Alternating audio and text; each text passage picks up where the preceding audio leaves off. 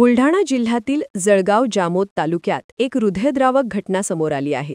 आसलगाव ते सावरगाव रस्त्यावर रात्रीच्या वेळी भरधाव अज्ञात वाहनाच्या धडकेत 17 वर्षीय तरुणाचा मृत्यू झाला.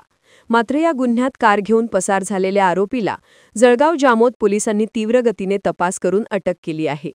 आसलगाव येथील इक्केस नानरसिंग कोठारी वय 17 या तरुणाचा अपघातात मृत्यू झाला होता. त्याचा भाऊ दिलीप कोठारी यांनी जळगाव जामोद पोलीस स्टेशनला अज्ञात वाहनाच्या धडकेने मृत्यू झाल्याची तक्रार दिली. तपास अधिकारी पोलीस उपनिरीक्षक नागेश खाडे यांनी तातडीने तपास सुरू केला. आसलगाव येथील सीसीटीव्ही कॅमेरे तपासले असता रात्रीच्या वेळी सावरगावच्या दिशेने वॅगनर MH14 LB 9455 ही कार भरधाव वेगाने जाताना दिसली. वॅगनर कारबद्दल सावरगाव येथे माहिती घेतली असता गावात कार तुटफूट झालेल्या अवस्थेत उभी असल्याची माहिती पोलिसांना मिळाली.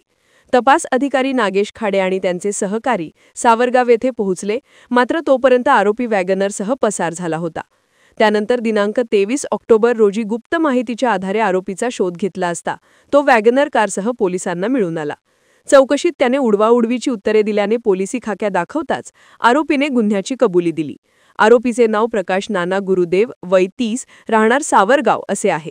त्याच्याविरुद्ध हिट अँड रनचे कलम 281, 106(1) भारतीय न्यायसंहितेच्यासह कलम 134, 177 महाराष्ट्र मोटार वाहन नियम 1989 नुसार गुन्हा दाखल करण्यात आला असून त्याला संमतीपत्र देऊन सोडण्यात आले आहे.